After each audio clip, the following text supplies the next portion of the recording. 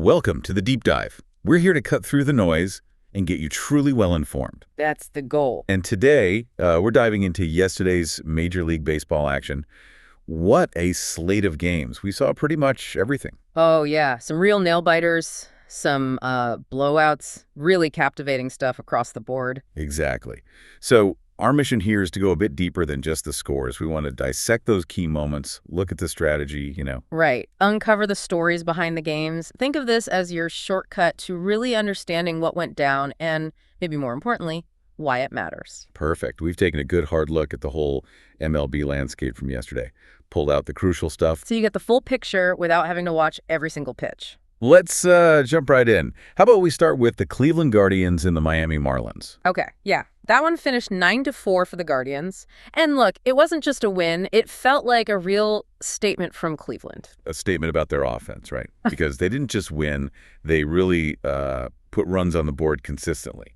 They did. And it wasn't just bombing away either. It was, timely hitting, really aggressive base running. Like Jose Ramirez. He had a big game multi-hit, a homer. Yeah, but it was more than just him. They were constantly putting guys on, putting pressure on the Marlins defense, forcing decisions. Right, and then capitalizing, making Miami pay for any little mistake. And you have to pair that with the pitching. Shane Bieber, he gave them a really solid outing. How so? What did you see there? Well, beyond just the numbers, he was limiting hard contact, lots of weak grounders, easy fly balls. He kept the Marlins from stringing hits together. So Miami scored 4, but it never felt like they were really threatening to take over. Not really, no. Their pitching just couldn't seem to slow down that Guardians pressure, especially when Cleveland got runners on. So, okay, Jazz Chisholm Jr. had a nice double, maybe a flash here or there. Sure, some individual moments, but no sustained rally. So the takeaway for you, listening, this game really shows the Guardians finding an identity maybe, winning with smart, aggressive baseball. I think so. And for Miami, it definitely raises some questions about pitching consistency and maybe handling that kind of small ball pressure. Okay, interesting. Let's shift gears then. From a 9-4 game to something much, much tighter. Yeah, the Washington Nationals and the Philadelphia Phillies. Nationals took that one 3-2. Wow.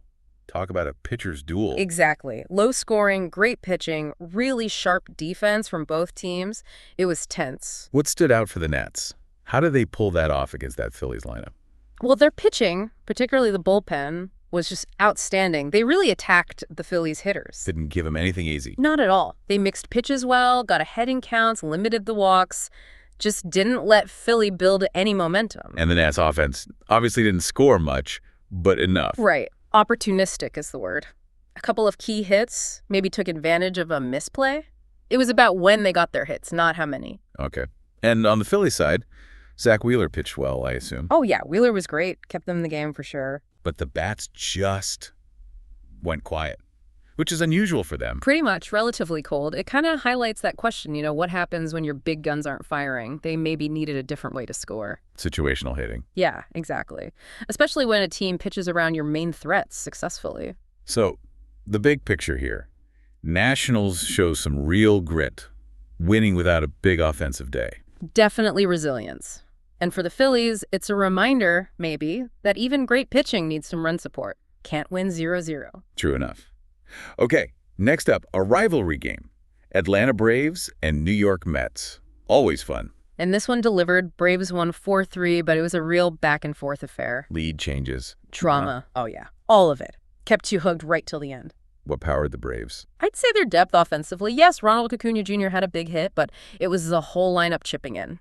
Crucially, they answered back almost every time the Mets scored. That kills momentum for the other team. It really does. Shows a lot of confidence. And then Spencer Strider on the mound?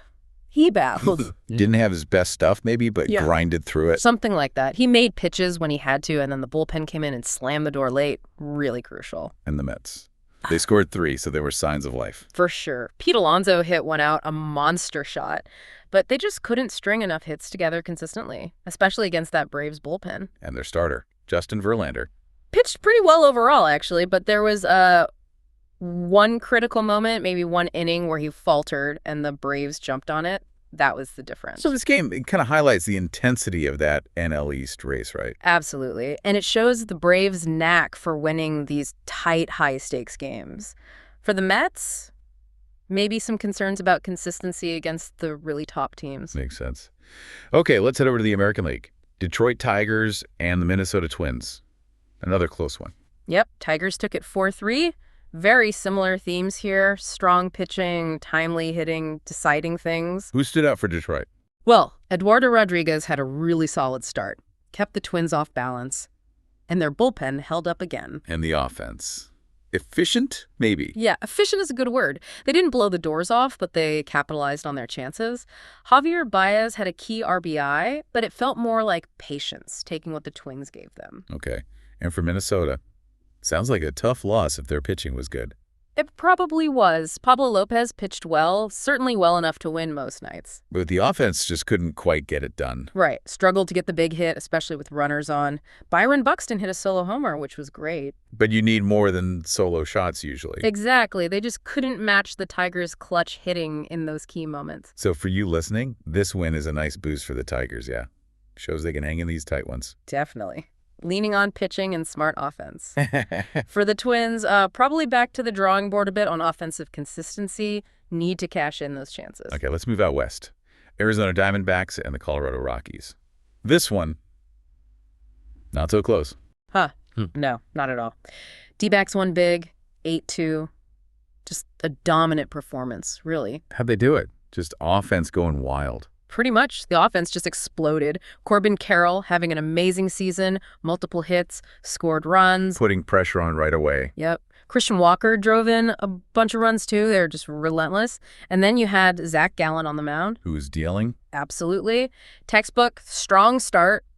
Located his pitches, mixed speeds. Just shut down the Rockies. It really shows what happens when both sides of the ball are clicking for a team, doesn't it? It's a tough combination to beat. The Rockies' offense just couldn't contain the Diamondbacks' bats.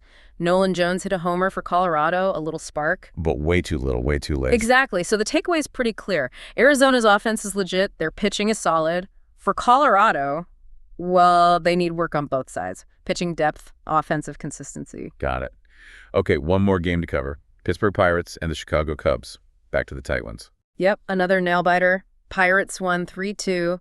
Divisional game, low scoring, very tense. Sounds familiar. Yeah. What was the story here for the Pirates? Again, strong pitching. Mitch Keller looked good, really mixed his pitches effectively, and the bullpen was resilient. Kept that Cubs offense quiet. They did.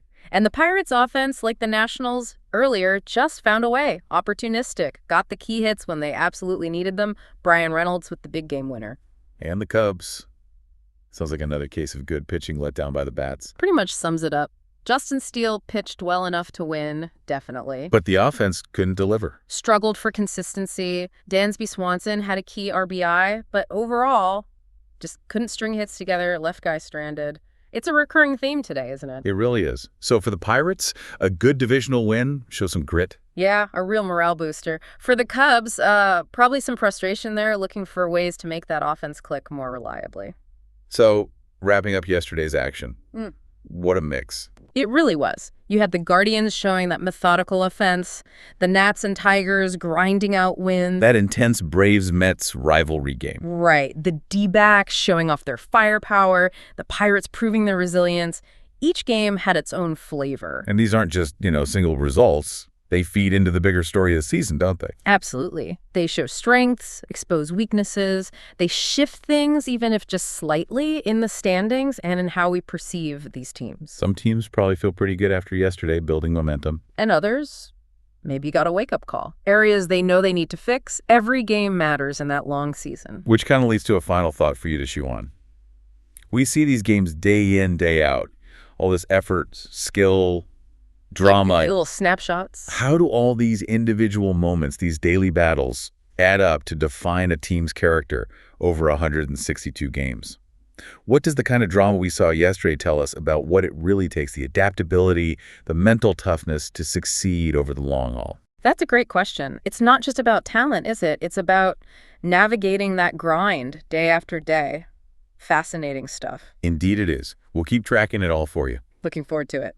Thanks for joining us on this deep dive into yesterday's baseball.